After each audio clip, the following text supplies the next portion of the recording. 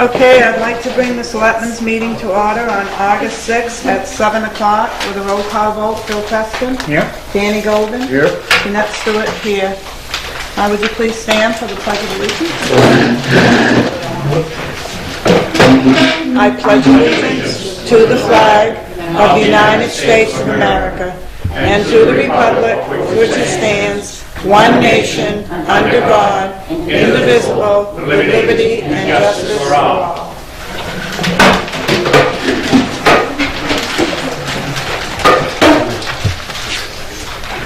Okay, we have a approval of the minutes.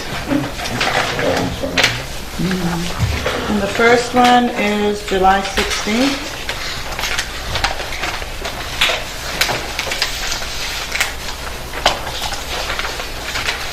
And that included, at 6:30, the public hearing for the bond. I move we accept the minutes as written. I'll second the motion. All those in favor signify by saying aye. Aye. Aye. Motion carries. The minutes of July 25th. I'll make a motion for that as well. I will second the motion. All those in favor? With an addition that we did, that was the meeting at which we talked about a letter regarding Northern Pass. That wasn't in there, Phil? No. Okay.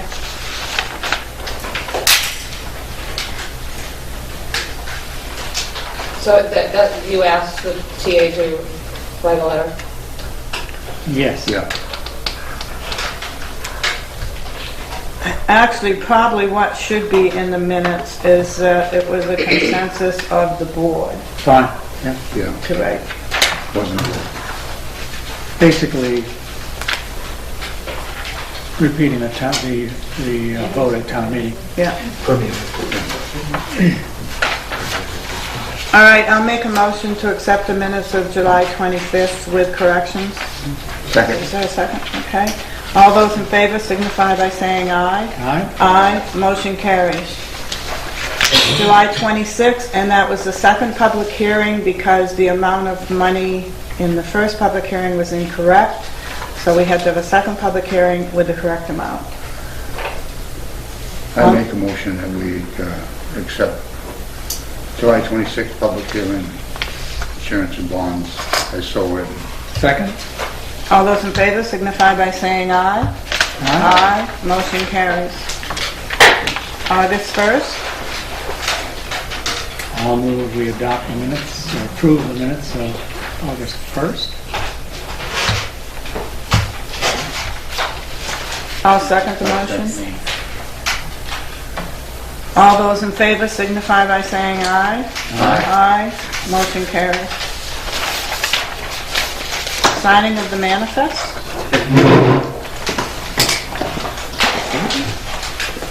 One for you, and one for you.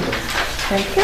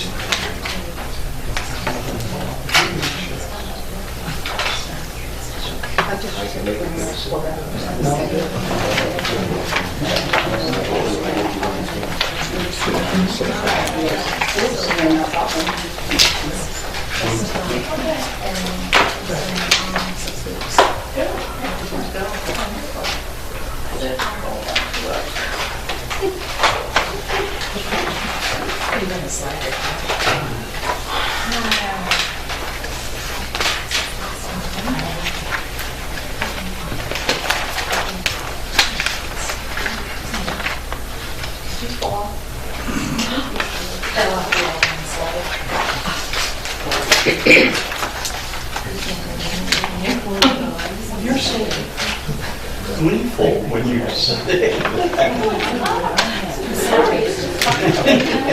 Paul, is Markovich still coming tonight?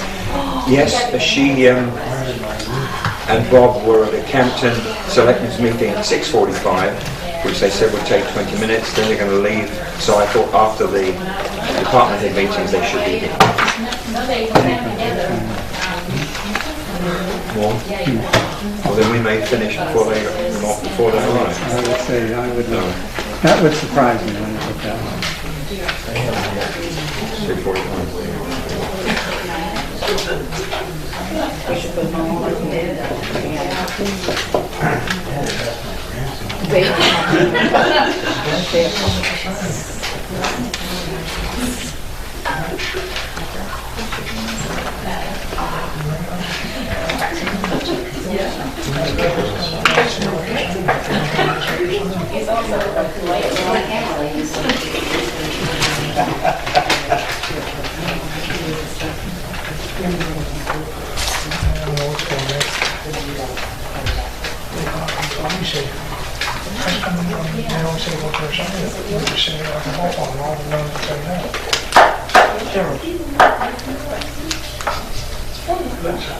Well, if you think of it, Danny left my planning board book at the office. Do you think of it, can you bring it down to the meeting tomorrow morning? Is it on the selectman's desk? Probably, it's on the selectman's desk. Okay. I'll find it. Thank you.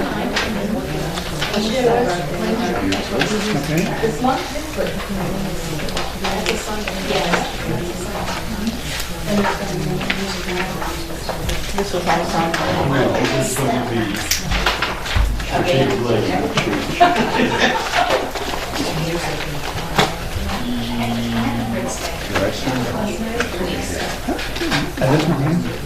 Yeah.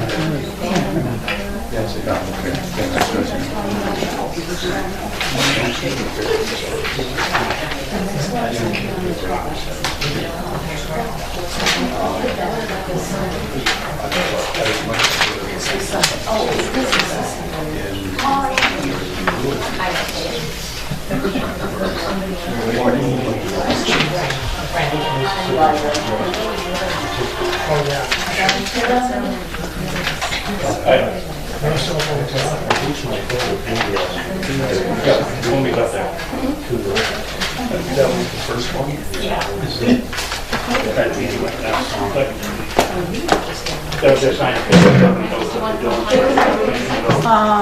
We're going to move the fourth item on the agenda down below after the department head reports because the two speakers are at another selectmen's meeting and they're going to be running late, so we're going to have it after that. Okay, old business. I just wanted to let you know what's going on at some of our work sessions. You know we have the signing of the manifest and the POs and that, but the Public Works Department did not have money in their budget for radios. And the elected department had said that they would front the money. But the Board of Selectmen, it was consensus of the board not to have them do that. We also examined, the three of us examined the front doors at the town office. They're in really bad shape, but because it's a historical building, you have to be careful with what you do with the doors. So Granite State Glass is going to be coming in. Did they come today? Well, they're going to come and give us an Okay, estimate. they haven't come yet. Okay. They're going to be coming and give us an estimate for the doors. That was at the July 25th one, and on August 1st, the Board of Selectmen agreed to invite Rick Alpers from Primex to the work session to discuss the issues at the town beach, plus also to bring up the fact of the shooting range again, the land, the town land. It's really not a shooting range. I don't know why people call that, but it really isn't a shooting range. The Board of Selectmen asked the town administrator to write a letter to Quebec regarding Northern Pass because the townspeople at the warrant article, they voted not to have Northern Pass, so that's the reason that we're writing a letter. Also at the meeting, as chairman of the board, I just wanted to let you know that we're going to be scheduling a meeting with the union. We were going to do it this week, but Ray Dow's going to be on vacation starting Wednesday. And Chris Long, the new person, could not meet on Monday and Tuesday.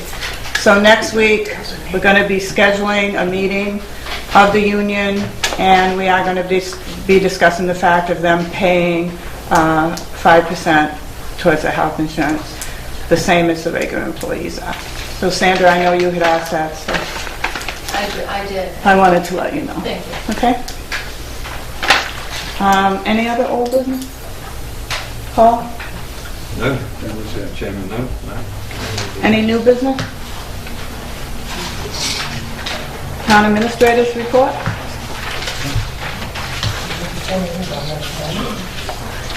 This is my report since the last Selectmen's meeting held on July 16th.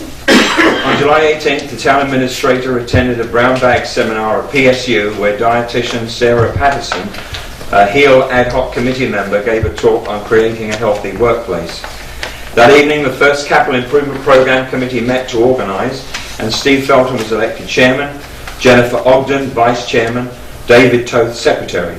Rounding out the committee are Board of Selectmen Chair Janet Stewart and Town Administrator Paul Branscombe. While the committee elected to meet on the third Wednesday of each month, it was decided that in August the meeting would be held on the 22nd to accommodate the visit from Mike McCormack from McCormack Facilities, who is to outline energy efficiency measures for certain town buildings. The board did hold a teleconference with Mr. McCormack on July the 19th. On July the 20th, the Town Administrator hosted the first Economic Development Strategy meeting for state and local officials at the fire station, and a date of Thursday, October the 25th, was set for Senator Forrester to host an economic development roundtable here in Ashland. This will include the local businesses. The Town Administrator met recently with operations managers at two of Ashland's largest employers, Rochester Shoetree and Freudenberg, and invited them to attend. A follow-up meeting was held this morning at the fire station to plan for the fall roundtable conference. On July 26th, the Board of Selectmen held a second public hearing on the issuance of bonds as respects the River Street project, as there was an error stated in the press release regarding the principal amount. The letter of engagement and requested documentation has been sent to Bond Council. On July 27th, a subcommittee of the Ashland Revitalization Alliance met with representatives from the New Hampshire Traffic Bureau and the Lakes Region Planning Commission in the town offices to discuss the analysis and recommendations by the folks from Plan New Hampshire regarding alternative traffic patterns at the junctions of routes 132 and 3 and 25. The four intersections are cause for concern, and ways to mitigate traffic issues were discussed, and one of the options proposed being a roundabout. The folks from Lakes Region Planning Commission collected traffic data on Saturday, August the 4th, and the town office will be completing a road safety audit application to submit to the state. On Saturday and Sunday, July 28th and 29th, CERT training was conducted at the fire station, and on all accounts new members were signed up. The weather didn't dampen the spirits of those who came to listen to the Big Lake String Band at the gazebo in Memorial Park on Sunday, July 29th. The final concert for this group will be held on August the 26th from 5:30 to 7:30 p.m. The Ashland Revitalization Alliance Events Committee has managed to secure a solo performer who is familiar to Lakes Region residents, that being Jackie Lee from Belmont. She will be playing guitar in Memorial Park on Sunday, August the 12th from 5:30 to 7:30 p.m. So bring your blankets and chairs. Let's hope it doesn't rain. Outreach sessions were back in town again, and on Tuesday, July 31st, Michael Scala from US Senator Kelly Ayotte's office came to the town office from 2 to 3 p.m. to answer questions of what is happening in our state and in Washington, D.C. Unfortunately, for the hour he was there, no Ashland resident showed up. Paul Weston of Transport Central has contacted 8 Ashland residents who have offered to become volunteer drivers and who will be reimbursed at 55 cents a mile to transport seniors and the disabled to services in their private vehicles. Once a pool of qualified drivers is established, a central phone number will be published to begin serving the transportation needs of our community. Those who are willing to become volunteer drivers should contact Paul Weston at 279-5638. As you all know, now the town administrator has been trying to get Mrs. Obama to stop here last Thursday. Unfortunately, it took her 3 minutes to get off the highway and get to where she was going in Holderness on Cromwell Point Road. but our co-chairman of the heel steering committee, Fran Newton, was able to stand there, and hopefully Mrs. Obama saw our heel shirts as she drove by.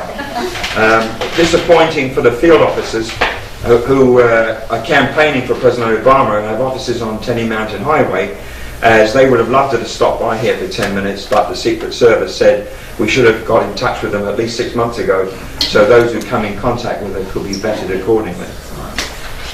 This morning, contractors who will be bidding on the roof replacement at the fire station took part in a mandatory walkabout and asked questions of the structural engineer and the fire chief. Sealed bids will be in the town office by 12 noon on Monday, August the 20th, and these will be open at the Selectmen's meeting that evening. One piece of late news that came in really late tonight. Apparently, Harriet O'Brien, an Ashland resident, has donated approximately 6 acres of land which abuts the woodland where the railroad station is located. That's all I have, Madam Chairman. Well,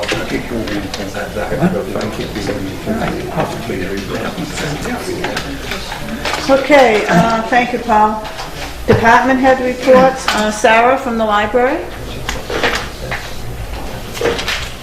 Hi, good evening. Let's see, statistics for July. We had 1,050 patron visits. We offered 5 programs that were attended by 20 people. We issued 18 new library cards. The computers were used 130 times.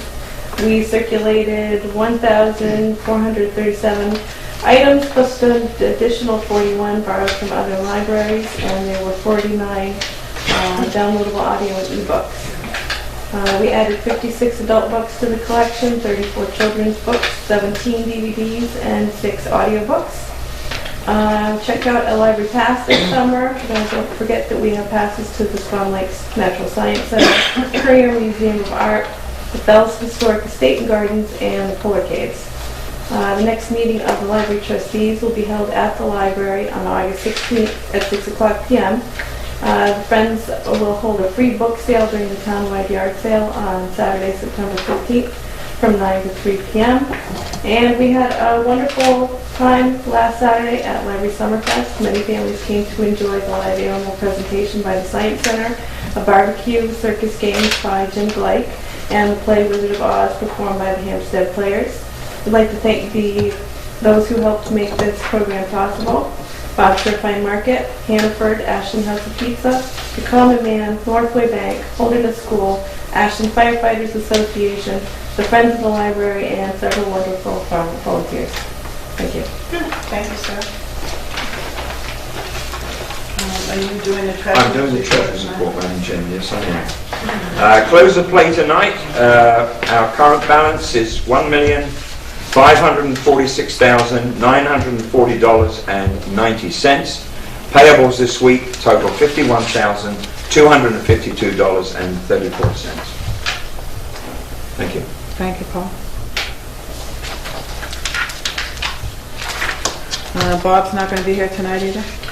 No, Mr. Hicks isn't here, and he hasn't given me his report to read out. Okay, thank you. Could you just mention to him if he's not going to be here, maybe if he could just leave the report? So. Park and Rec, Jim? Is Jim there? No, he's on vacation. Oh, okay. Do you want me to read his? Oh, I didn't know you had it. I don't have it now.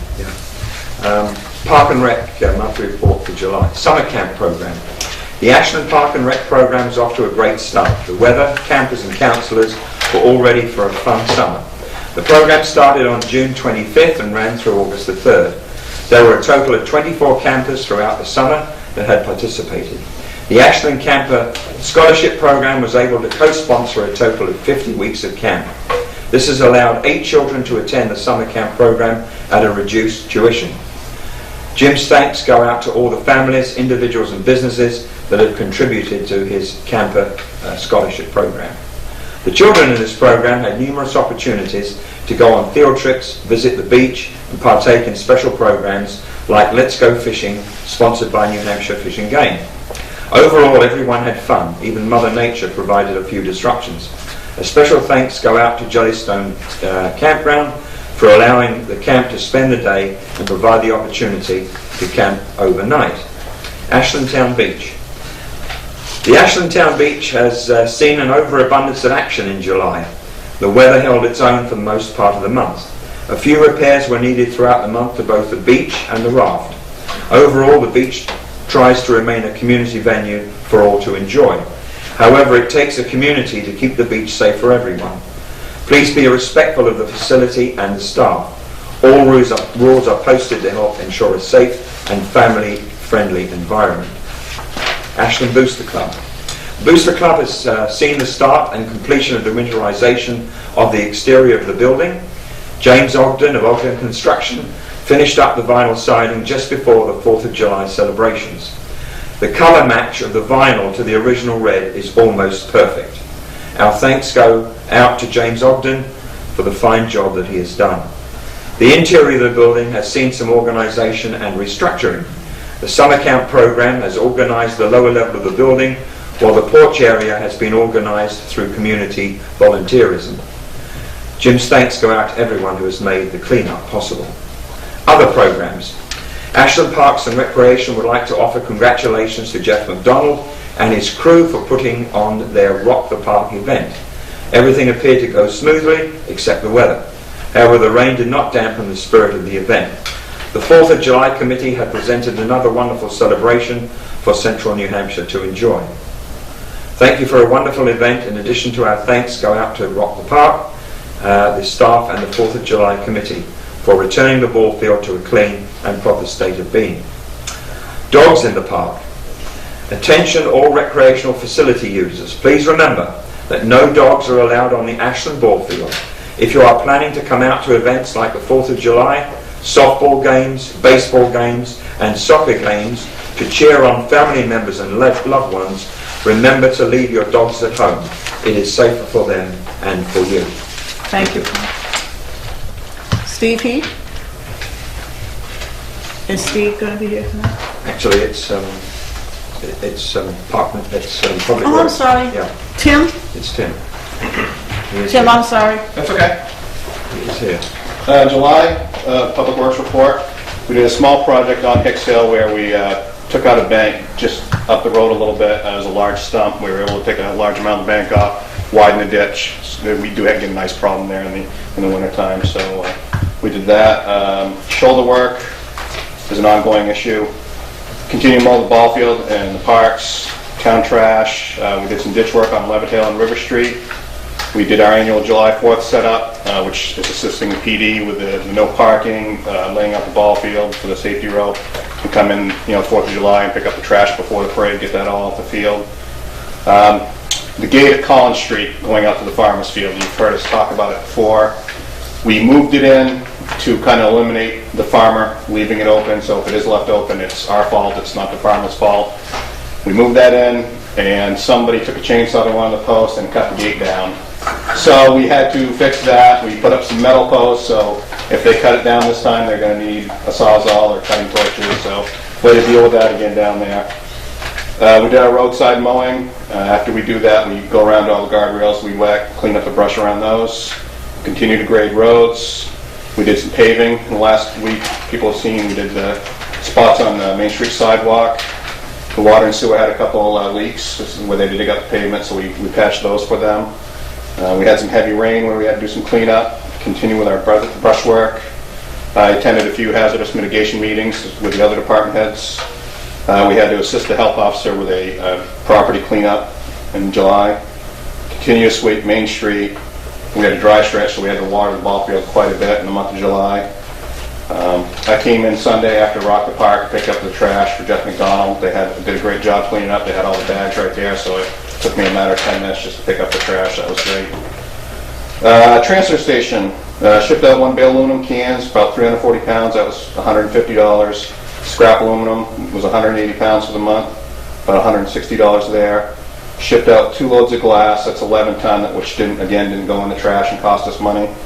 We hauled a load of tin cans to Concord, a little over a ton. I don't have the price back on that yet. Same with plastic. We shipped out 25 bales of plastic. Takes a long time to get a load of that, so we shipped out a mixed load. I don't have a check for that yet. We shipped out 26 ton of shingles. At this point last year, we had shipped out 3 loads of shingles, and this was the first one of the year, so that's gone down quite a bit. Just to give you a comparison on the last couple months for trash, in July of last year, we shipped out 48 ton. We're about that this year. For June last year, we shipped out 57 ton. We only did 47 ton this year in June. So that's all I have. Thank you, Tim. Thank you. Is Steve going to be here tonight? Do you want to talk? No, he's given me his report. Would you like me to read that? Sure.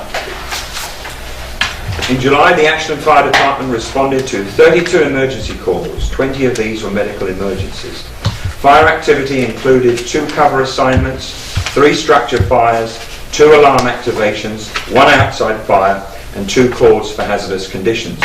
The department also responded to 2 motor vehicle accidents during the month. Regular department training for July involved a rural water supply and access survey of the several small private roads leading from Levitt Hill Road to the lake. The width and steepness of these roads, along with overhanging branches, present challenges to fire and EMS apparatus. A great deal of data was collected during this exercise and will be used to develop a pre-plan for emergency responses in the area. EMS training involved CPR recertification. Several members to continue their participation in certification programs: Firefighter EMT Tanya Austin, EMT Advanced Course and Firefighter 1 Kevin Potter, Firefighter 1 Hilary Moore and Ingrid Eidenreich, EMT Basic. On Sunday, July 22nd, 6 members of the department participated in a live burn exercise in Centre Harbour, which ran from 6 o'clock to 12 o'clock at midday. This afforded a number of the newer members to utilise newly acquired skills in a live fire environment. These exercises also allow the fire department to operate with other departments, as they would have to be in the event of a major fire in their town or ours. In regard to the fire station road, the mandatory walkthrough for all bidders was scheduled today, and we are making progress in resolving the issues with the heating system. Thank you. Thank you, Tom. Tony?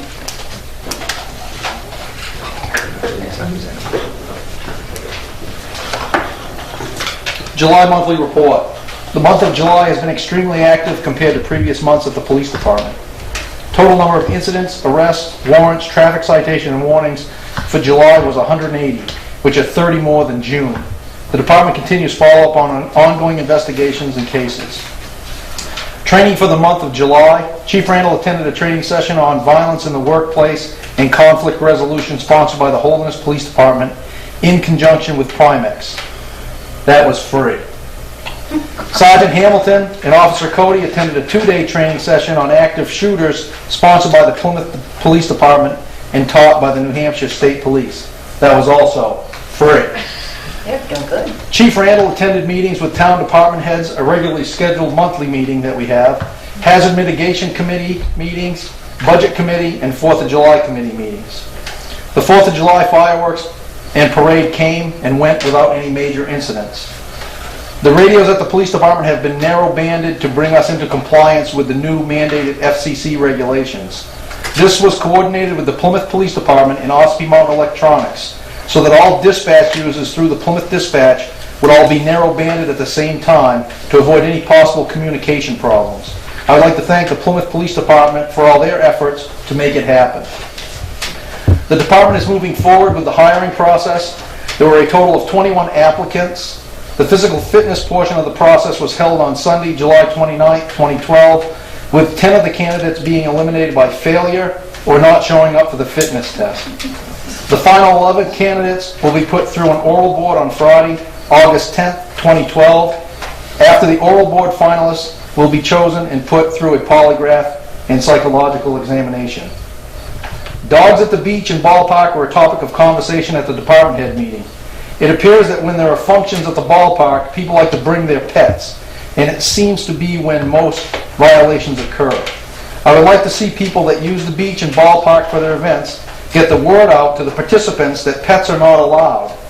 I think that if people violate the ordinance, that it also should be a condition that the team, person, or the event be banned the use of the facility for a year. This would give those involved the duty to police themselves. And finally, as always, I remind people of their vehicles in order to limit thefts, as most car break-ins are crimes of opportunity. And I encourage the public to notify the police department of any suspicious activity as soon as they see it. Thank you. Thank you, Tom. Lee, do you have anything to report from the election? Well, but the only thing there is we've held our own on the heat and the few storms that have come by. We've had no outages, and we're working diligently right now to get as much done as we can out on North Ashland Road 175. We're planning to go out to bid on that around the end of this month. Thank you, Lee. Kendall, do you have anything from water and sewer? Huh? I'm sorry, Kendall. Alan, I'm sorry. Alan, do you have anything from water and sewer? I don't, but if there are any questions, I'll try to answer them. Okay, we'll do that at the public comments, okay, Alan? Thank you, and I want to apologize, Kendall, to you and to Alan. Select board items? Here's the original of the letter to the Premier of Quebec. If you'd all like to look at it and if you want to make some changes, please let me know. I haven't put the copy to Hydro Quebec. That's rather a lengthy address, so I'll attach that if there are no corrections to be made.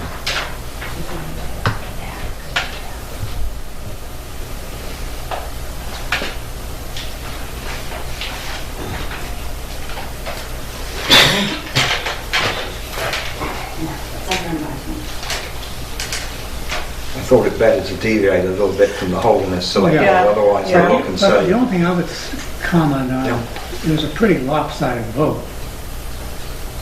I don't remember what it was, but it was pretty lopsided, and that would be a nice thing to have in there. The warrant? What the vote was. The vote was? Okay. I mean, it was... It's 352 to 58. Yeah, I mean, something it like was that. big. Yeah. It wasn't just... It wasn't a sweetener. Do you want me to, I'll change it. Do you want me Yeah, to, we do you can want me do to put it in there? Yeah. Do that. If it were close, Then it'd be different. it would be different. Yeah, This I is think the- that's a good idea. Okay, this is for the inspection station. Three of you have to sign that, but you have to put in your driving license numbers. So do you want to do that? You want to sign it, and then I'll get them from you, and if you No, haven't got them with you, or this is that Lee Huckins has completed. don't ask us if we have our driver's license with the chief of police standing out there. Where is it? It's in the hallway. We're in big trouble. He's going to be out there ready to get us. Driver's licenses, were they valid? Fixes? I can tell you whether they're valid.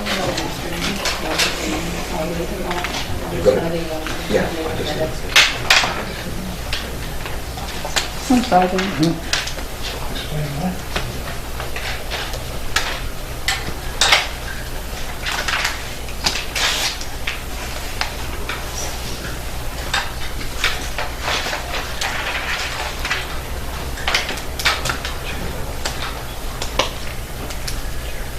May I just speak on this? This is just the inspection station. We have our own inspection station for our fleet vehicles. And that's just the yearly renewal that they're... Keep this on.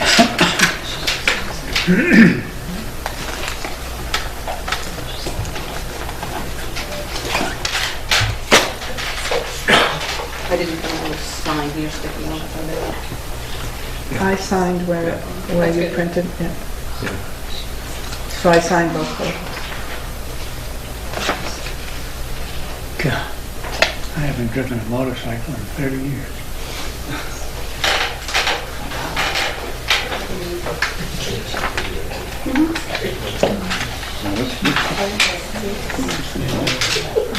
It's the inspection station for the town. It's for Lee Huckins. And you have to have a driver's license. We do it every year. Yeah. I know we do it every Somebody year. one year didn't want to put their license in. I don't know.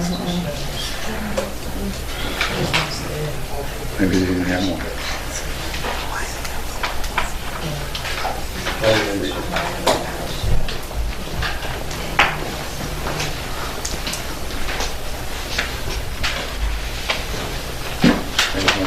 Thank you. We'll finish the select board item. And then I'll do it. Do you have other select board Just a items? couple that were in the signature file. Nope, I don't have to have black ink. Two POs, one for tyres for Tim, Too late. and the water heater and account for Jim. What happened at the water heater? Gone.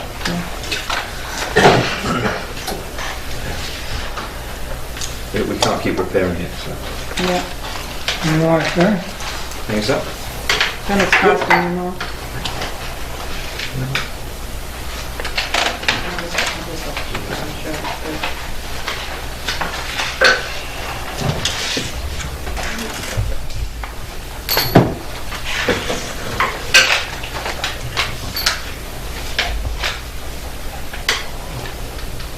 God, these are expensive.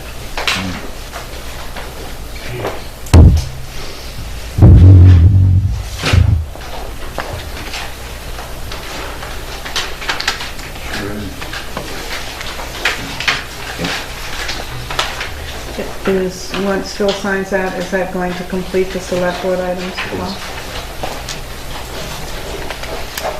That's a lot of water here. Do you have any select board items? It was put in before Phil, Jim. do you have any select board items? No.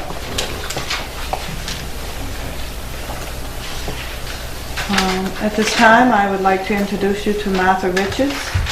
Martha is a candidate for Grafton County Commissioner. The floor is yours. Would you like me to sit, stand? How about if you stand and then you can face the people? Okay, great. Nice to meet you. Nice to meet I knew you weren't a native. when No, I talked to you, you're but right. so I thought I'd say, hi, everybody.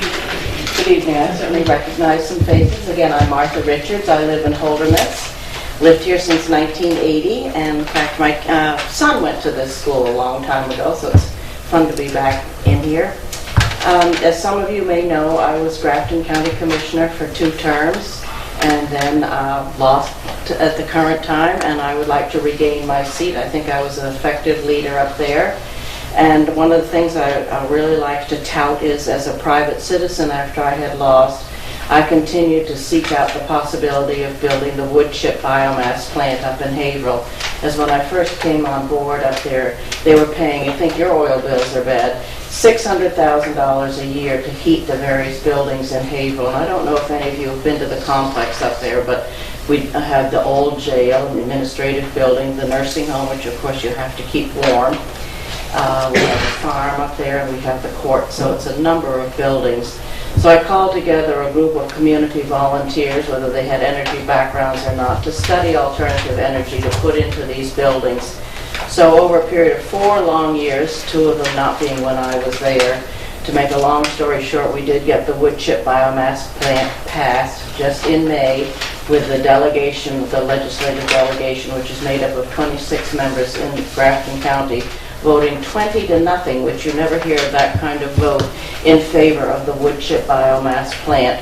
So the RFPs have gone out. We're expecting to hear back from them soon with the bids, and we hope to break ground either later this month or September. So I'm very proud of that accomplishment having happened. We'll have some good, sustainable jobs up in the North Country for a few logging people. The plant's costing about $3.5 million. As you know, we have a new Department of Corrections that opened up in May, and because of the times and people are hungry, we saved over $2 million on that project, or 7 if you really want to look at the whole thing of when we started it, and then working our way down and paring down things in the jail. But anyway, there was money left over from the building of the Department of Corrections, and so that will go towards the power plant, and we are allowed to bond about $1.5 million, and chances are it will be less than $1 million when we come right down to it. So in our first year, there'll be a savings of $20,000 alone when we get this wood chip plant online. And the jail was built with geothermal, but we're also going to bring in the wood chip to that for some of the hot water uses at the jail. I don't know if any of you went to the opening of the new jail in May, but I know there were certainly concerns around the county of what it was costing. But we got 100 years out of the other jail. If we get 100 years out of this one, I think it's money well spent. And it's called a correctional facility. But my concerns are that we do not have the staff that we need. We wanted to get a drug abuse counselor in there, some more mental health help, and we don't have those. So as far as I'm concerned, I don't think we have the staff up there to do the job to rehabilitate a lot of these young people who come back to our communities after being up there a year. So that would be one of my focuses also, see how we can do this. And I don't plan to spend money wildly up there, but we have a lot of needs for our vulnerable citizens in this county, and the state is downshifting these costs, as you all feel right here in your own pocketbook. But we've got some special functions to perform up there, and I want them done properly. We have an award-winning nursing home. We have the only remaining county farm in New Hampshire up there, and it's a big farming country up there. People are very proud of that county farm, and for those of you who don't know, inmates work on the farm year-round with our herd of cows, which we are reducing because milk prices have fluctuated so much, and we do lose money at the farm, but we feel what the inmates get in terms of work functions, working as a team, having to follow orders, that it has been worth our while to keep the farm. And the buildings have been refurbished up there over the years. They're beautiful buildings, and I urge you people who haven't been to Haverhill, I know you can't get there from here, but it's a very pretty ride. It's an hour ride. It's along the Connecticut River. It's beautiful land up there. The county has over 400 acres, and most of it is farmed. Some of it's woodland. We have grass crops for the cows. We have a wonderful vegetable stand. We bring in about $45,000 there that is run by a trusted inmate. We've had very good luck with that. Also, when I get back there, I would like to continue with some of this committee work. Grafton County is one of the fastest aging counties in New Hampshire. I'm concerned about what that means for all of us paying those bills. Who's going to take care of them? The nursing home has only 135 beds. What are we going to do about this to keep our people at their home? Our social services budget was cut this year. I want to keep the elderly in their homes if that's what they want to do, but they need the services. How are we going to fiscally take care of that issue? Another one is the severe lack of mental health services in the North Country. New Hampshire used to be known for its wonderful mental health programs, and that has been cut severely in the North Country. There is no place for them. They have very few beds at the psychiatric hospital in Concord. What can we do to help our citizens up here in the North Country? So those are some of the things I'm interested in. Also, where I live in Holderness, I happen to be on the right-of-way of PSNH with the infamous Northern Pass lines.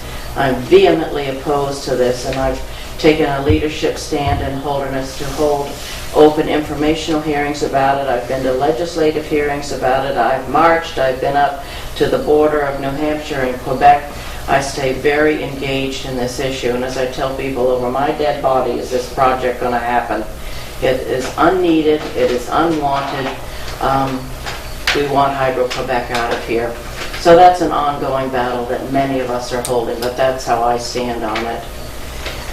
Yes, your taxes went up a bit from the county budget this year, and for an average around the county of, say, a $200,000 home, you'll see an increase of about $26 for the whole year from the county budget. And considering we have a new jail online and that we're still paying off the nursing home, I don't think that that's too bad of a bargain. And again, with the state downshifting so much, until we get our fiscal house in order, this is the kind of thing that we're going to see.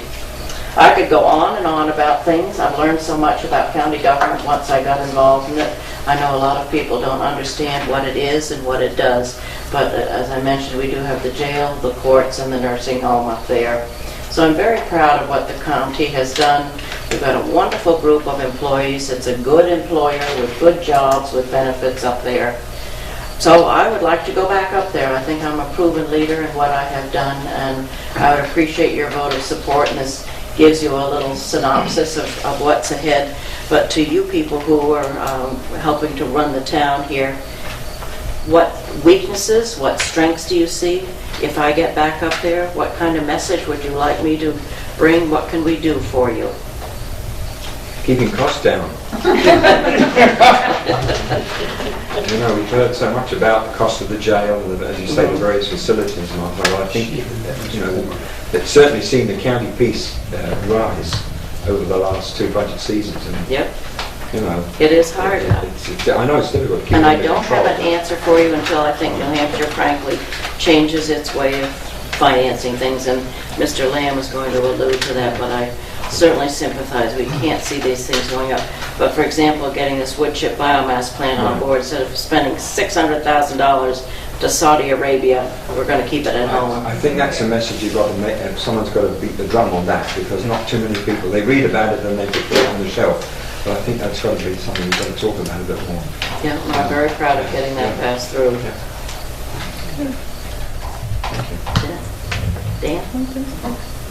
I'm all set, thanks. Bill? All right. Thank you very much for your time of listening to me tonight. I appreciate it, and I hope I might get your vote of support. Thank you, Thank you. Martha. Thank you. Now I'd like to introduce Bob Lamb. Bob is a candidate for state senator in District 2. Great, Jim. Thank you. Good evening, everyone, and thank you for allowing me to be here. To my colleagues in state and town government, thank you for allowing me to take a few minutes. You have a busy agenda. It's late at night. Let me be quick. What you saw, well, I'll try. I've been following Martha around and doing this for a number of nights, and people always ask, how do you decide who goes first? And to me, it's easy. I have 5 sisters. I was trained to understand that it's a woman's world, and that's the way it should be, and I respect that concept. But I do have 5 sisters. I grew up in a family. I'm the oldest of 8 kids in a working class family. I was taught a couple of things growing up by my parents. One, why I might think I am the smartest person in the room, and that's not true. I might think it. I might think my ideas are the best. That's not always true. I know that I make better decisions when I ask other people for their opinions. And so, growing up as a kid in a big family, I learned that. After high school, I got a great break. I received an appointment to the military academy at West Point. Spent 4 years learning a number of things. I then spent 6 years leading soldiers. Had great opportunities. I did silly things. I jumped out of perfectly good airplanes. And so nowadays I try to keep up with Paul on his Sunday walks. It's about as ridiculous as trying to jump out of good airplanes, because Paul sets a fast pace on his field walks on Sunday mornings. But it's also a great experience. My last assignment in the military, I taught at West Point for 2 years. And just a great experience. After I left the service, I spent about 30 years in the business world, mainly in finance, in banking, and financial services. My last job, big job, was I was the chief financial officer of the 7th largest bank in the country. You all know it as Fleet Bank. And I did that for about 20 years in the banking business. I'm used to dealing with large, complex financial organizations and making business based on financial metrics and financial decisions. I think Concord needs to understand that we need to make decisions based on facts, not ideology. And I think Concord needs to understand that our decision-making process has to look and answer the question, what's the best answer for the towns and the citizens of the future? Can I take you back one other point? In the late 80s, my wife and I bought our first piece of property in New Hampshire. We've paid taxes to the town of Ashland for about 14 years. We had a condo in the village of Riverbend on North Ashland Road where we raised our daughters on weekends and summers, and we actually found out that we love the winter up here, and the mud season isn't as bad as you think. We just tell people about it. And so we had that as a second home until in early 2000 we actually bought a lot in Holderness. I am running for a couple of reasons. One, I don't like what I'm seeing coming out of Concord. Concord runs and makes decisions based on the letter you have after your name. I'm running as a Democrat. I'm a proud Democrat. But again, going back to my opening point, Democrats don't have all the best answers. Conversely, Republicans and independents don't have the best answers as well. What I learned in that big family of mine is I ought to listen to everybody to make better decisions. I can talk about a number of issues, but again, I want to be brief. I know I have a skeptic in the room, and that's totally appropriate. One of the things that bothers me about what I'm seeing coming out of Concord is the downshifting of costs. It's crushing the school budget in my town of Holderness. It's crushing your school budget as well. In the first year of this biennial budget, there's $42 million that Concord has previously spent and is now not spending, and towns like ours need to pick that up. That is not one of the stories you read about, so there's no transparency about that. I don't like the way Concord has made decisions on taxes. You know, we had this theory that if we cut tobacco taxes for cigarettes 10 cents a pack, it will bring people over the borders in droves to buy things from our stores. Well, if you talk to any retailers, what happened was the wholesalers didn't pass the 10 cent a pack savings on. What it means for us is that in the first year of this budget, $12 million of funds that used to be available to support education is not available any longer. I can talk to you about other things, but it really comes down to a fundamental point that representatives in Concord, and it's reps, Phil Preston is running, and there may be others in the room that are running, reps in the House. That's a critical job. I would submit to you that as a senator, as one of 24 people that would be a state senator, I need to look out for the interests of 27 towns. But I need to stand up and say, I don't care what the Republicans say, I don't care what the Democrats say, and I don't care what the out-of-state money says that we ought to do. I need to make decisions that are in the best interest for the 53,000 people that are in District 2. First time for me. I've had enough. I've got fed up. My wife has given me permission, plus our 2 daughters. I haven't asked my 5 sisters because I get 12 answers. Okay. But I've said enough is enough. And I think I could help make a difference in this state. I tell people I'm interviewing for the most important job of my life. That's the way I look at it. I would work only for you and the other 49,000 people that are out there. But it's a very important role, and being a state senator in this state, when you have 400 representatives and you only have 24 senators, I think it's very important for me that I should go to all 27 towns, meet with people, just introduce myself. I'll answer any questions you want, perhaps after the meeting. It's up to the select board. But it's important for me to be here, and thank you for your patience. And sir, I'm probably not as short as quick as I should have been, but I'm a brand new candidate. I'm not a politician, and I haven't figured out how to package it into 30-second sound bites. Does anybody have any questions for Bob? Sandra? I have a question. Sure. In what you were saying a little while ago is that you don't care, and I'm not going to quote you because I'm not quite sure how you said it. Sure. But you said that you didn't care how the Republicans vote or how they feel or what they say, nor do you feel the same way about the Democrats. You're yourself, you're an independent, Sure. and you're for the people. Right. Why aren't you an independent? What is it about the party, the Democratic Party, Sure. that you're part of versus the Republican Party? Sure. Why are you in a party versus being independent? Sure. No, and I appreciate the question. And I want to make sure I get it right in terms of how I answer your question. I'm not going to change anything I said, but what I was trying to say is sometimes there's a Republican viewpoint and there's a Democratic viewpoint. And we're hearing that in Congress, we're hearing that in Washington all the time. And it seems like if you have a D after your name or an R after your name, you're not allowed to talk to the other side. And I'm saying, that's ridiculous, I'm not going to do that, okay, is my first point. The second point is, why am I a Democrat? Well, I was raised in the House of Democrats.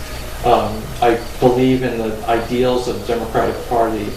And for someone who comes from a very blue-collar, working-class background, I get very suspicious of rich interests, because I think sometimes they try to take advantage of the people that don't have as much. And I think government can be a force for good. I think sometimes government oversteps. I think government is too expensive at times. But I think overall, government is a good balancing factor. I think the government can do things to benefit people. I see what is going on, and it seems that more of the outside interest in the money coming into the state of New Hampshire is coming in from the Republican side with the out-of-state PACs and those types of groups. And I really think the I adhere more to the Democratic Party's ideals than I do the Republicans. Why should I be an independent? Maybe. My objective is I'm going to cause problems for both sides. In the 2008 election, we watched John McCain run as a maverick. Maybe Bob Lamb is a maverick, I don't know.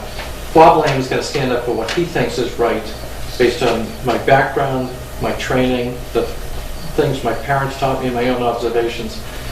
I'm just trying to be open in terms of saying it doesn't matter to me if it's an independent that comes up with an idea or a Republican or a Democrat. I sit there and I say, so I'm representing 27 towns and 53,000 people.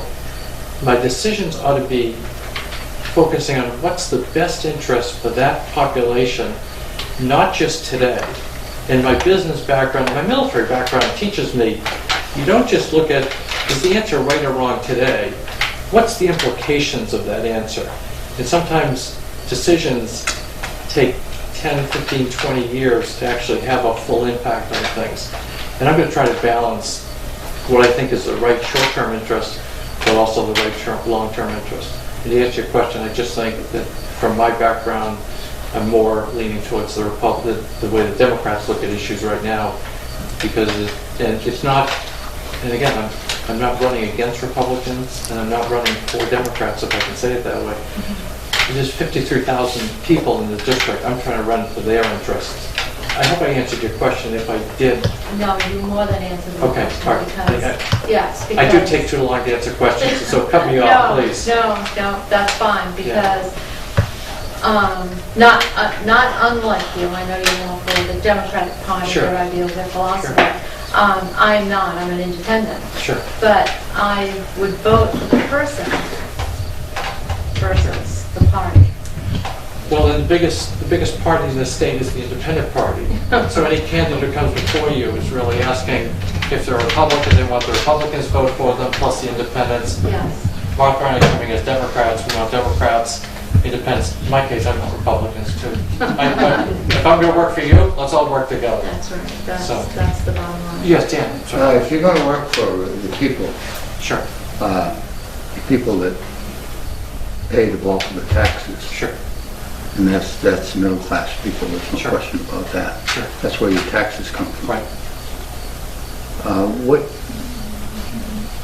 I shouldn't ask you this, but I'm going to anyway.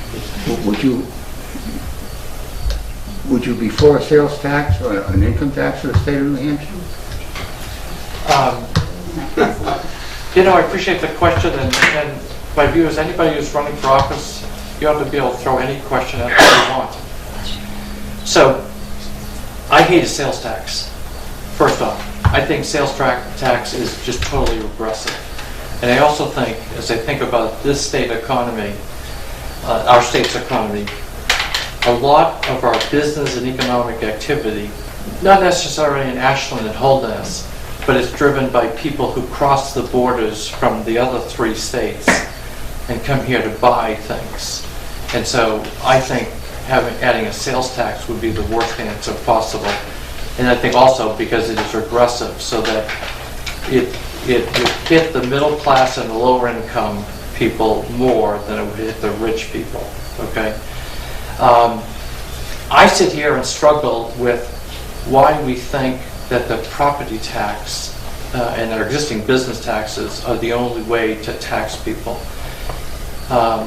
As I see what's going on in Concord with downshifting costs to this community, really your town and mine, the only way we can get revenue fundamentally is through our property tax. And every time Concord does something or Grafton County does something, it comes down and changes the pennies and dollars in the tax rate.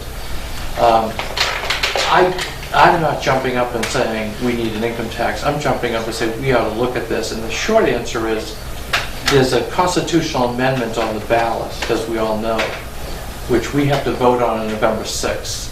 And that constitutional amendment is very simple. If we support that constitutional amendment, we modify the Constitution so that we will never be able to have an open conversation about taxation in the state until we change the Constitution again. It specifically proscribes, prohibits an income tax or a sales tax. And I think locking the hands of our legislators and our leaders is the wrong answer. I think the first thing we have to do is ask the question, have we taken all the spending on the state government that we have to? And are we as citizens comfortable with the level of spending we're going to provide in the state? And if we are, then maybe we've got to put the tobacco tax back in. Maybe there's some other things we need to look at that were good, I call them business decisions, but good government decisions. And then I think we ought to have an open conversation about what the right tax structure should be here. But I can't see any way that I would ever support a sales tax. I think we ought to look at the entire tax structure as a whole. And that would leave two things, either looking at income tax or looking at the way we tax businesses. The other part of that story, and I've got to shorten my answers, I know. The other part of the story is how do you grow the economy? If you grow the economy, if you grow business, and you have more people working, particularly younger people working, then we're going to drive more taxes through our business taxes, and it can support our property taxes as well. Dan, I don't know if I answered your question. But Yes, you did, I think. okay, sorry. Yeah. If I did, You answered it on the sales tax. okay, yeah. I didn't quite get it. Yeah, income tax is something I think it's a larger conversation. I'm not jumping up and saying we need an income tax. If we could talk about growing the economy without changing our tax structure, there's benefits there. And we haven't, everyone jumps to income and sales. They don't talk about business taxes and the two major business taxes we have in the state. That could be looked at as well. But partially, if we raise the size of the economy, there's some other benefits that are driven by that. Again, it's one of those things that we'll have a longer conversation and talk to a number of people about. New Hampshire has one, in my opinion, has one of the biggest hidden taxes for the people in New Hampshire. Sure. In the United States. I mean, it's not there. We don't have a sales tax. We don't have an income tax. But we sure do have a lot of hidden taxes. And fees.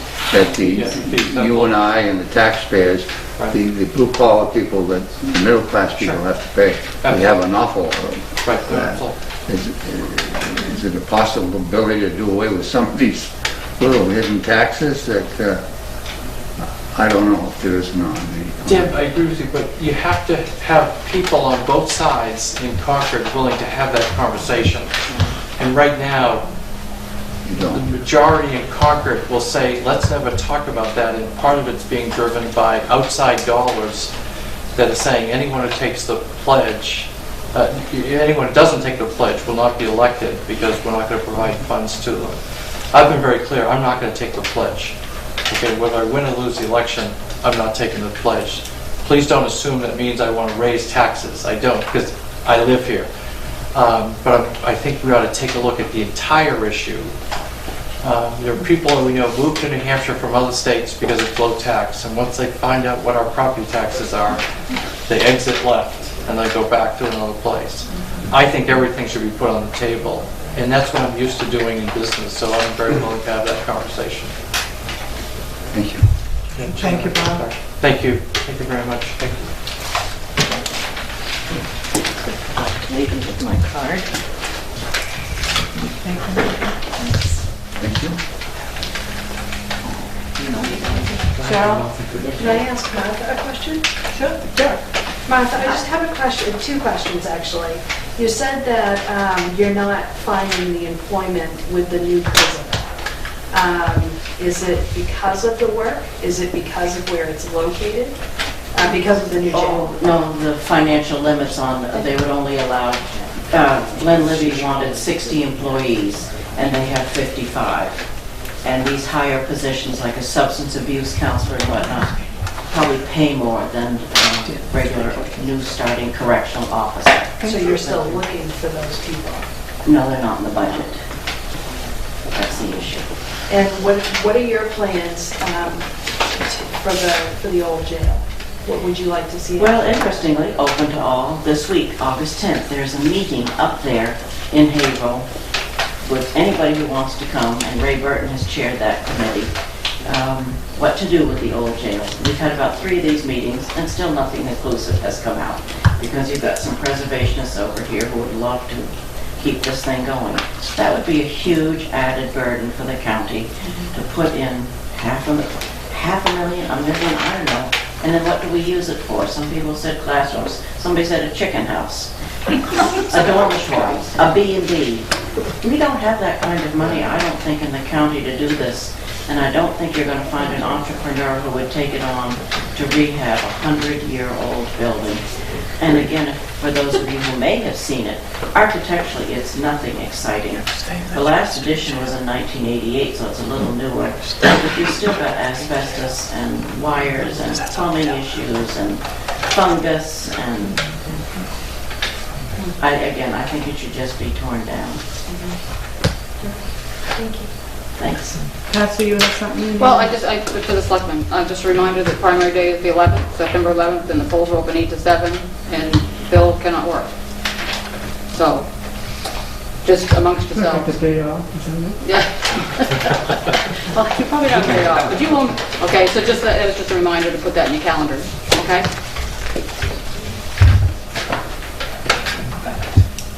Thank you. Public comments and concerns? Please? I know a couple times Tim and Tony both mentioned the hazard mitigation.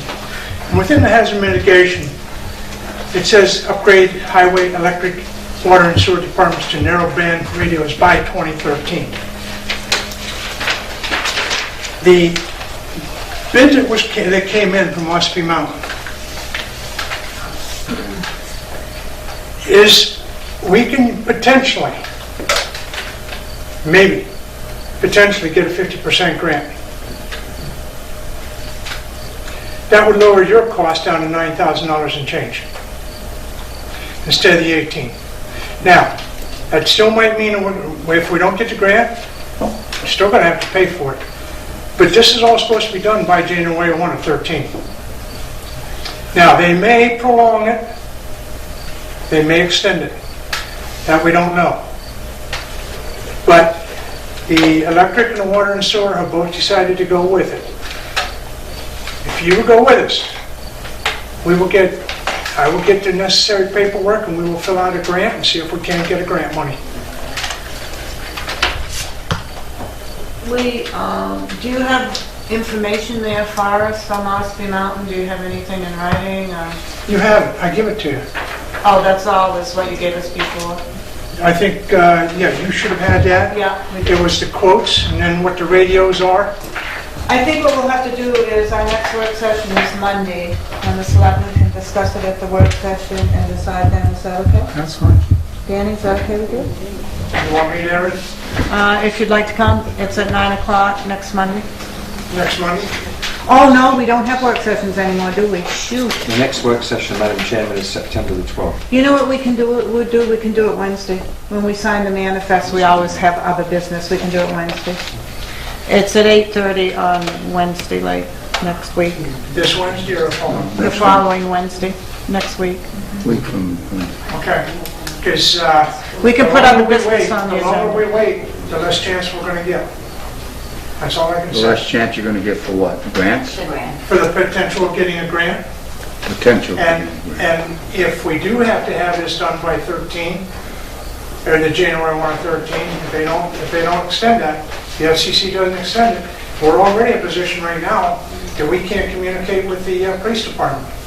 And if we upgrade all these radios, that'll allow us to communicate with the police department, it'll allow us to communicate with the fire department. We'll have all 3 frequencies, everything will be scanners. We're adding for base stations, one down to transfer station. In case somebody gets splashed with something, it's easier for them to get to a radio than it is trying to work on a cell phone or get to a telephone. Water and sewer, we're looking at a base station in a water plant. We're looking at a base station in a sewer plant. We're also adding a base station in the substation. If somebody gets a flash in the eyes, it's a lot easier to key a mic than it is to pick up a phone and try to get help. So You know, if we go ahead and upgrade that repeater, which is on ours, that's on the electric to upgrade that repeater, chances are there's going to be no communications with the DPW.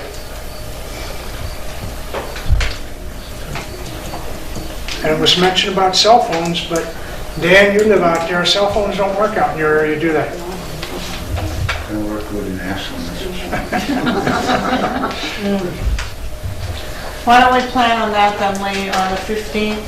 When we sign the manifest, we'll put on the posting of the business, and then that way we'll have an answer for you then. And you can come. What's the date on that? The 15th? Okay. If he wants to be there, he can. Right? Yeah, that's what I told him. I think it's probably a good idea. At 9 o'clock? Excuse me, your present radio is 8:30. now, I'm sorry? Your present radio conditions now, are you in contact with the police department, fire No, department? we can't, they've upgraded to the narrow They've band already now. upgraded, okay. We're analog. But before they upgraded, were you able to? They could key into us. They may still be able to do that, but I don't know if the scanner will talk analog and narrow band at the same time. I have my doubts. Patsy and Paul, please, we're not talking, someone else is talking. So there's no communication at all? With the police department right now, I honestly couldn't tell you short of trying. I don't believe there is. If they've upgraded to narrow band and we're on analog. So you haven't tried it, so you're not... We have not tried it, no, because I just heard tonight that he's finished with his upgrade. We're digital. If you guys are analog. Right, so I don't think we could talk. It really has nothing to do with the narrow banding versus the wide. Well, digital, yeah, okay. But it's analog versus digital. I'm thinking narrow band is digital. Digital is narrow band, yeah. But we can't talk now. I don't believe. I don't ever hear you guys, I hear the highway guys when I'm on scan. I mean, we can try it right now if you want. Go out and try it, but, you know, if you got the cruiser, I mean, yeah, I've got the other truck. Paul, did you have something to say? Yeah, I'd just like to say something. Our Public Works Department radios are nearly 20 years old. When we looked into, after Lee sent us the memo, we looked into this, and by 2015, we're going to be like the chief and the police department. We're going to be digital. Isn't that correct, Tim? That's what we should be doing? We should, yeah, everybody should be switching to it. We should be switching. And they said the date was the end of 2015. We don't have the money in our budget. This was not budgeted, $18,000 was not budgeted in the 2012 budget. So I don't know where we could possibly get the money from to do this. The department has offered to pay, the electric departments have offered to pay your share and reimbursement by May 1 of 2013. So you have a chance to put it on next year's budget. Sandra? As a member of the budget committee, I feel that when we get together this October and November to set the budget for the following year, I mean, that would be a good time to put in the 18,000 or 20,000. That's what we had planned on. Right, but if the way Lee is talking now, it's going to take a while, I believe, to get a grant approved. Is it not, Lee? I mean, you can't get that. The word I'm hearing right now from Westview Mountain, they have a couple towns that applied for grants. They've been waiting for 2 to 3 months, and they haven't heard back yet. So this is not something that we're going to do definitely tomorrow. If we apply, we're going to have to wait until this comes back as approved. So the overall cost, Lee, is $18,000, right? 18, Well, It's whatever. almost $19,000 for the public. Well, let's say round it out to $19,000. And we go along with the Selectboard Light Department, and they'll take care of the bill. In the meantime, they're applying for Westview Mountain or whoever is applying for grants, and it may take 2 or 3 months. They may say yes, and they may say no. let's say if they say yes, and we get a grant.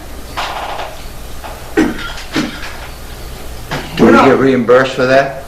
I'm sorry? Do we get reimbursed for that with a grant? None of that money's getting paid out until after you get approved for the grant. We're not going to go ahead and start this project. We have to be approved for the grant prior to.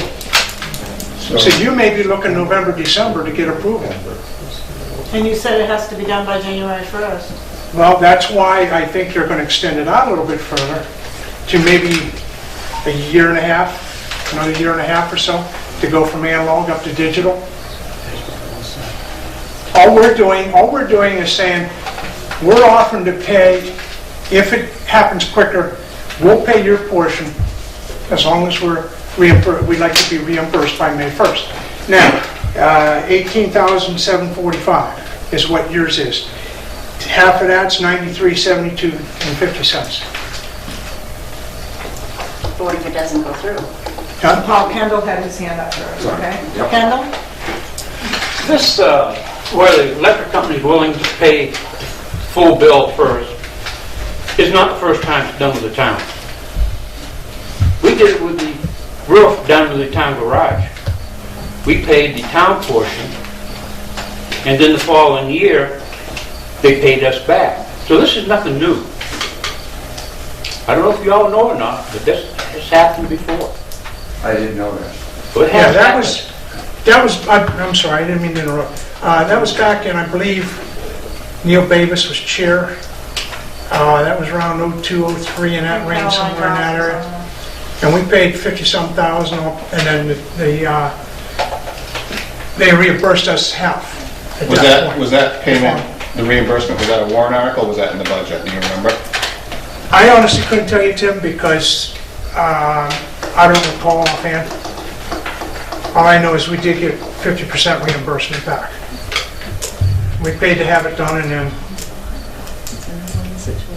so like Kendall says, this is not a new thing. You know, I mean, it's trying to work together here. Paul? Madam Chairman, there could be a distinct possibility then that if the grant doesn't go through, that when we do put $18,000, $19,000 in our budget for next year, that the budget is passed, that the budget will be passed before any grants are awarded. Yeah, by the time the grant and everything goes through. As Mr. Nichols just said, it could be a year and a half, so. Yeah, but the prices are not going to stay down, they're going to go up. They're only going to go up like anything else. Any other comments or concerns? Sandra? Just one. In talking about the radios as a concern for safety, you have none now because you can't be in contact with anyone else, especially the police department, because Tony just said that they're digital, we're analog. I mean, to get them now would be safety for everybody. And the electric department is going to pay for it until you put it in the budget for next year. But we can't get them now because we have to wait until we hear from the grant. Well, at least Lee would be able to file for that grant now versus waiting until it's in the budget and then file for the, then apply for the grant, if the grant is still there. The grant may not even be there. I guess it's a win-win situation now where it's the safety of the employees and you may get the grant, whereas down the line, once you have it approved in your budget, the price of the radios may go up, but the grant may not be there as well. Whatever we decide, you're going to apply for the grant anyway, right? We'll apply, but I don't know if we'll get it. No, I mean, Because I even think if we what they're said, looking for is the entire town to come together. yeah, even if we said yes or no, are you going to apply for the grant? Let's say if we said no, we're going to put in the blah, blah, blah, blah. Are you going to apply for the grant? Most likely, I'll talk to Paul Hatch and see if we can go ahead with the grant, see what he says. But without the Department of Public Works involved, I don't know if FEMA will be able to grant that kind of money. So the public works has to be involved before you could apply for the grant, right? Correct. So that's, Well, I'll talk to Paul and find out, yeah. and I'll let you know on the 15th. Paul? Was this in the electric budget for 2012? No, we paid for this out of our capital reserve funds. Out of what? Our capital reserve funds. Okay.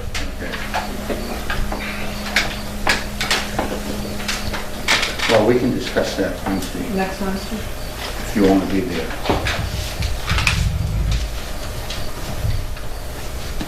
Are there any other comments or concerns? There being no other comments or concerns, I make a motion to adjourn the meeting at 8:20. Is there a second? There is a second. All those in favor signify by saying aye. Aye. Aye. Meeting is